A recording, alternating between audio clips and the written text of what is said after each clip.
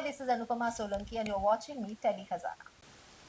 Hello guys, welcome Tele Khazana. मैं मेघता पांडे। आज हमारे साथ बहुत ही प्यारी सी, बहुत ब्यूटीफुल है। इन्होंने अपनी एक्टिंग से ऑडियंस का दिल तो जीता ही है, साथ में फैंस ने बहुत प्यार भी देते हैं। अनुपमा, स्वागत है आपका टेली खजाना में। Thank you so a, much. सबसे पहले ये जानना चाहेंगे, दिवाली आपकी कैसी जा रही, कैसे सेलिब्रेट करने वाले, और बचपन में कैसे सेलिब्रेट करते? कुछ मेमोरी अगर शेयर करना चाहे आपकी ऑडियंस को, पता चल जाएगा अनुपमा कैसे मनाती है। बचपन की तो बात ही अलग होती है। मतलब बचपन में तो आप एक अलग ही अपने घर पे होते हैं, लेकिन आप इस प्रोफेशन में आने के राइट। बाद तो डेफिनेटली आपको यहाँ पे फोकस देना पड़ता है, तो हम इतने ज़्यादा सेलिब्रेट नहीं कर पाते हैं। कितनी बार तो अभी पिछले टाइम ही आप ले सकते हैं, जब हम नथ कृष्णा गौरी कहानी कर रहे थे, जी तब जी। सांस लेने की फुर्सत नहीं थी। आई थिंक मैंने गणपति के लिए तो छुट्टियां ऐसे मांगी है। तो इस फील्ड में आने के बाद तो अब छुट्टी भूल जाइए। हम्म। तो दिवाली का तो मेरा बस यही है, सबसे पहले तो मैं सारे घर को डेकोरेट करना, दर्शन करना, आरती करना, ये सब चीज़ें चलती हैं। और वो चीज़ें शुरुआत हो गई है क्योंकि आज जैसे धनतेरस है, जी जी। तो जाके मैं फटाफट से बाहर अपनी कुछ चीज़ें होती हैं जो एक शगुन कहते हैं जिसे, वो लेकर आते हैं 3-4 चीज़ें जो आप पता ही है धनतेरस पे क्या-क्या आता है जो शुभ होता है घर के लिए। तो आई थिंक वो लेकर आऊँगी। उसके बाद फिर दिवाली आ जाएगी, फिर मेरा बर्थडे आ जाएगा, तो मेरा तो चलने ही वाला है। और बर्थडे आ रहा है तो फिर बहुत सारी तैयारियाँ हाँ, तो होंगी। कि फैमिली को कितना मिस करती है, फैमिली साथ में, ये जो फेस्टिवल होता है फैमिली की बहुत याद आती है। आप कितना मिस कर रही हैं और वो आपको कितना मिस कर रहे हैं, बुला रहे हैं कि नहीं कि आ जाओ? वो तो बुलाते ही हैं, वो डेफिनेटली बुलाते हैं, वो तो मौका ढूंढते हैं। बच्चे होता है ना, बच्चों को मौका, राइट पेरेंट्स को राइट। चाहिए कि बच्चा फटाफट से आ जाए और हम लोग यहाँ पे सेलिब्रेट करें। तो होता ही है, लेकिन जैसे मैंने कहा कि फील्ड ही ऐसी होती है कि आप नहीं जा पाते हो, लेकिन कोशिश करते हैं, वो नहीं तो वो आ जाते हैं। तो ये सब चीजें तो सिलसिला चलता रहता है। तो इतनी मिसिंग नहीं, अभी 3 महीने पहले जाकर आया, तो अभी कोई वो नहीं, अभी है कि काम पे फोकस कर लेते हैं। ये सब चीजें तो आती ही रहेंगी अब। Okay right. कोई दिवाली मेमोरी आपकी जानना चाहेंगे? बचपन की तो बहुत यादें होती है, आपकी कोई ऐसी यादें हैं जो हमेशा आपको ताज़ा रखती है, दिवाली जब आता है याद आ जाती है? ऑब्वियसली जो हमारे घर पे मिठाइयाँ बनती है।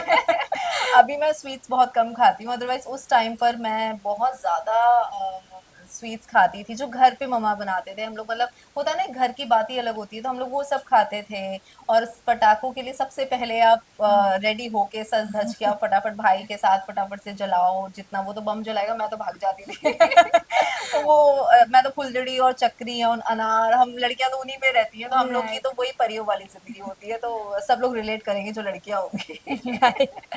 ओके, अनुपम के शोज़ के बारे में जानना चाहती हूँ। बहुत बहुत अच्छे अच्छे प्यारे प्यारे शोज़ किए आपके, जितने भी आपने शो किए, आपका फेवरेट शो उसमें से कौन सा रहा है? एज अ, मतलब एक चुनना बहुत डिफिकल्ट है, क्योंकि जब मैं शुरू में इंडस्ट्री में ही आई थी, तो मेरा पहला शो था ये है मोहब्बतें, राइट, एंड बहुत हिट मैं शो था। बहुत हिट शो था। एंड मैं उस शो की बहुत बड़ी फैन थी जब मैं स्कूल टाइम में थी। और जब आपको उसमें काम मिलता है, तो फिर आपका कोई कंपैरिजन नहीं है। मतलब मैं बहुत ज़्यादा हैप्पी थी। बट आप उसके बाद करते करते, जब आप एक होता है ना कि आप एक शो में छा जाओ, उस टाइप के जो शोज होते हैं ऐसे, मतलब मैंने पॉजिटिव भी किया है। हाँ। मतलब जैसे आप कहेंगे तो ये मोहब्बतें, फिर मैंने उसी का बालाजी का शो डायन किया था। हम्म। फिर उसके बाद विघ्नहर्ता गणेशा किया था, मैडम सर किया था।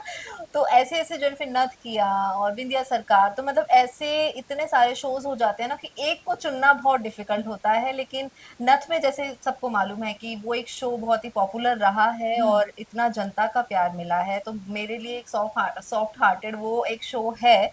और विघ्नहर्ता गणेशा में मैंने विष्णु जी का जो अवतार होती हैं मोहिनी जी, मैंने उनका वो प्ले किया था। वो भी एक बहुत ही, क्योंकि माइथो शो होता है तो वो बहुत राइट डिफिकल्ट होता है राइट राइट। उस गेटअप में अटायर फुल टाइम पहनना। रहना और फिर करना। तो मैं तो, मतलब मैंने पहली बार वो माइथो शो पकड़ा था जस्ट फॉर ट्रायल। तो मैंने कुछ मंथ का पकड़ा था। मैंने सोचा अगर मुझे जमा तो मैं उसको कंटिन्यू करूंगी, अदरवाइज स्टॉप। तो मैंने वो चीज़ फिर आगे कंटिन्यू नहीं की, क्योंकि उसके लिए उसकी लैंग्वेज बहुत टफ होती है। आपको बहुत प्रेजेंट, मतलब आप जैसे हो ना, वो आपको उल्ट, मतलब आप एकदम ऑपोजिट दिखते हो राइट। उसमें। आपका गेटअप, आपके हेयर, आपका कॉस्ट्यूम, आपकी लैंग्वेज, आपका पूरा सब कुछ बदल जाता है। मतलब आई थिंक वो बेस्ट है। तो मतलब कुछ चूजी होना, वो चीज़ें मुझे नहीं जमती है। तो वही मैंने कहा कि आपको एक एक शो चुनना बहुत डिफिकल्ट होता है, क्योंकि हम सब में इनपुट देते हैं और राइट राइट। सोचते हैं कि इसको बहुत अमेजिंग आइकॉनिक कैरेक्टर बनाएं, जो कि भगवान ने हमेशा साथ दिया है। चाहे मैं थोड़ा भी ट्रैक करती हूँ, तो वो चीज़ भगवान के आशीर्वाद से वो चीज़ अच्छी निकल कर आती है और पब्लिक को बहुत पसंद आती है। तो मुझे लगता है कि ऐसे काफ़ी सारे, जैसे मैंने आपको नाम बताए, तो सारे ही ऐसे हिट शोज रहे हैं और सब में मेरा जो हिट शो में आप जब आते हो ना तो आप भी उसमें क्या बोलते हैं निखर जाते हो। राइट। तो मेरे मतलब यही रहे हैं जो मैंने आपको सारे बताया और रिसेंटली अभी लास्ट मेरा कुछ रीत जगत की ऐसी था। किनवा खुशरी जगत की ऐसी बारे में जाने, बहुत प्यारा शो था, कॉन्सेप्ट बहुत अच्छा था, बट बहुत शॉर्ट टाइम के लिए चला। क्या कहना चाहेंगे, कितना मिस करती हूँ उस टॉपिक को, मतलब उस शो को, और शॉर्ट क्यों रहा, क्या वजह हो गई? आई थिंक क्योंकि जब मैं एंटर हुई थी शो में तो मैं एक लुक टेस्ट के लिए आई थी एंड जी। मतलब आई वाज वेरी हैप्पी कि चलो यार एक एक ऐसा मुद्दा है जो एक होता है ना कि आप एक लोगों को जागरूक करने वाला कि एक दहेज प्रथा को लेके उस चीज में लोग ब्लंटली नहीं बोलते हैं, हम्म, वो बहुत सेक्रीफाइसेस होते हैं घर वालों के लेके, तो बहुत सारी चीजें होती है, तो मुझे लगा शायद इस शो के माध्यम से घर घर तक वो चीजें पहुंचेंगी। हम्म, और मैं जब शो में एंटर भी हुई, जब मैं लुक टेस्ट दिया तो हमारे शो के जो जान है हम्म, जो क्या मेन लीड कैरेक्टर कर रहे थे, तो उन्हीं के ऑपोजिट मतलब उनका मैं वो पॉजिटिव थे, मैं नेगेटिव प्ले कर रही थी उसमें ऑब्वियसली। तो वो जब आए तो उन्होंने जस्ट पूछा कि अरे तुम फाइनल हुई हो, मतलब ही वाज वेरी हैप्पी कि चलो तुम आई हो क्योंकि मैं वो मुझे पहले से जानते हम्म, हैं।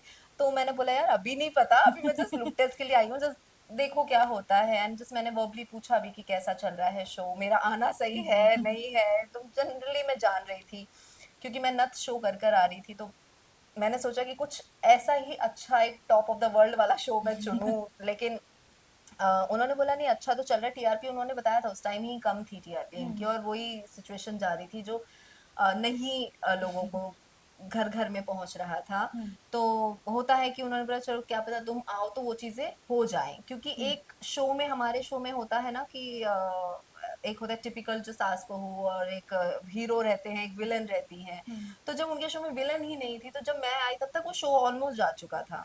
तो फिर वो चीजें चलाना बहुत डिफिकल्ट है क्योंकि right, एक के आने से या तो आप उसको मतलब सबका वही कहना था कि शुरुआत से रखना चाहिए था। हम्म, एंड मुझे भी ऐसा लगता है कि कहीं ना कहीं वो स्टोरी में थोड़ा सा मुझे देखिए सबने अपनी अपनी मेहनत तो की है, अब हम्म, जेडी सर ने भी बहुत इनपुट दिया उसमें, लेकिन होता है कहीं ना कहीं नहीं सिचुएशन बैठ पाती है। और मुझे लगता है शायद जैसे मेरा दहेज वापस दो वाली जो सिचुएशन है हम्म, वो सीरियल में ही नहीं आया।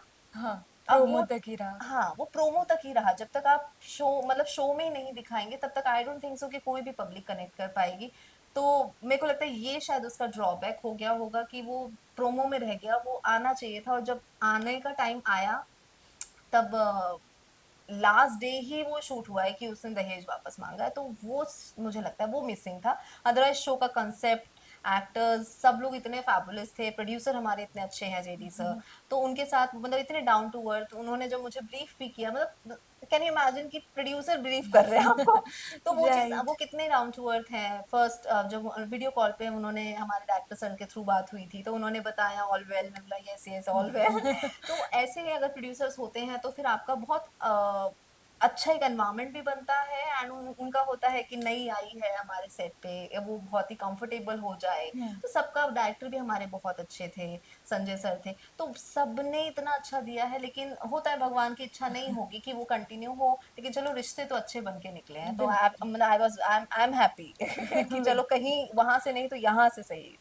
ओके, अनुपमा आपसे जानना चाहिए, रिसेंट में आप क्या कर रही है, क्या कुछ पाइपलाइन पे ऑडियंस जो आपको थोड़ा दिन से मिस कर रही है, क्या कुछ नया आ रहा है अभी आपका? देखिए पाइपलाइन में ऐसा मैं नहीं कहूंगी कि कुछ नहीं है, कुछ है लेकिन कुछ बातों तक रहती है, तो मेरे हिसाब से अभी तक बोलना बिल्कुल सही नहीं होता है क्योंकि हाँ, बातें सबकी चलती हैं। राइट। तो मुझे लगता है बातें जब चीजें निकल आएंगी तो ऑब्वियसली आप सबको तो पता चलेगा ही, और बैठे हो आप लोग इतना सारा प्यार देने के लिए।